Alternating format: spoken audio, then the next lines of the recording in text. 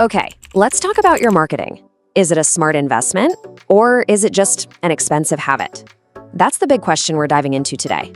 We're going to demystify one of the most important and honestly most misunderstood metrics in business, marketing ROI.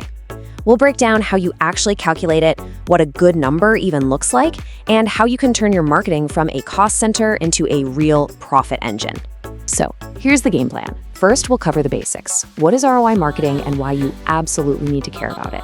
Then, we're going to get into the nitty-gritty of the numbers, the formula, and just as important, the common mistakes people make. After that, we'll figure out what a good ROI actually is. I'll give you 3 concrete ways to improve yours, and then we'll wrap up by answering one of the most common questions out there. You know, this is the question that keeps so many business owners and marketers up at night. You're spending all this money, you see the activity, but is it really generating sales? Or is it just kind of disappearing into the digital ether? Honestly, understanding your ROI is the only way to answer that question with any real confidence. All right, so let's start at the beginning and make sure we're all on the same page. What exactly is marketing ROI? And why is it a metric you just can't afford to ignore? You can think of ROI as the health score for your marketing. It's that simple.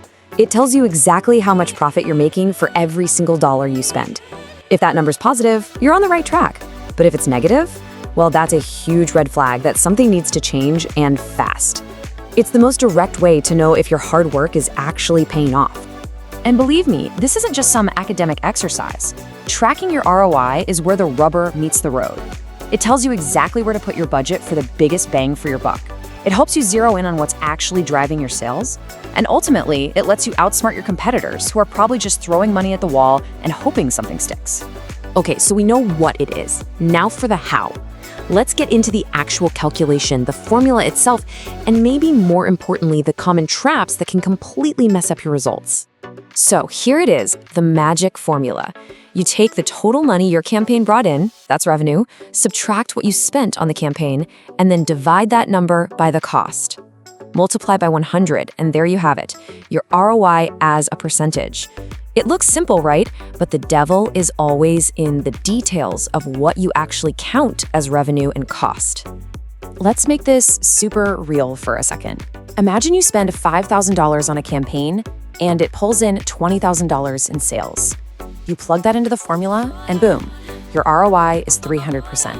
What that actually means is for every single dollar you put in, you got that dollar back, plus 3 more in pure profit. Now that's a clear win. But hang on, here's the first big pitfall. If you only look at that first sale, you're missing a huge piece of the puzzle. A customer might only spend $50 today, but what if they love your stuff and come back 10 more times over the next year? That's customer lifetime value, and you have to factor it in to see the true long-term return of your marketing. Okay, mistake number 2, giving all the credit to the very last thing a customer clicked before buying. In reality, their journey was probably way more complex. Maybe they saw your blog post, then a week later saw a social media ad, and then finally clicked a Google ad to buy. Multi-touch attribution helps you see how all those touch points work together, so you get a much more accurate picture of what's really working. And this one is huge. It's so easy to just count your ad spend. But what about the salary of the person running the ads, the cost of your email software, the fees you pay your agency? For a true ROI calculation, you have to include every single associated cost. If you don't, you're basically just fooling yourself about how profitable you really are. And finally, you gotta be patient. Some marketing, like paid ads, can give you results pretty quickly. But other stuff, like SEO or content marketing, that's a long game. They build value over months, not days. If you check the ROI after just 1 month, you might kill a campaign that was right on the verge of becoming a huge winner. So, you've avoided all the pitfalls, you've run the numbers, and you have your ROI percentage. Great, but what does it actually mean? Is 300% good? Is it amazing? Is it just okay? Let's talk about some benchmarks. As a general rule of thumb, an ROI of 500%, that's a 5-to-1 return, is considered pretty strong. That means for every dollar you spend, you're making $5 back. Now, if you can get that up to 1,000% or a 10-to-1 ratio, well, you're in pretty exceptional territory. These are definitely great targets to aim for. But, and this is really important, context is everything. A good ROI is not one size fits all. Think about it. For a business with huge 90% profit margins, a 3-to-1 return might be fantastic. But for a store with super thin 10% margins, that same 3-to-1 ratio could actually mean they're losing money. You always have to look at your specific industry and your business model. Look, knowing your number is one thing, but improving it, that's where the real magic happens. So let's get into a 3-part actionable strategy to boost your return. The strategy here is pretty simple, but it's incredibly powerful. First, you find what's already working and you double down.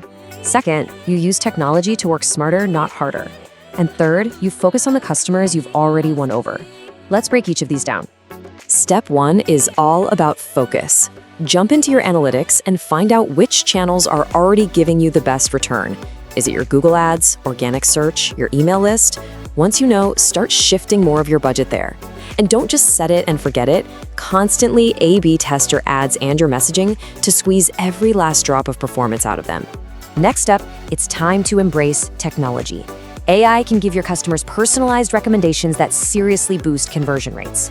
Automation can handle all the boring, repetitive stuff, like email follow-ups, which frees up your team for more important work. This isn't science fiction anymore, you know?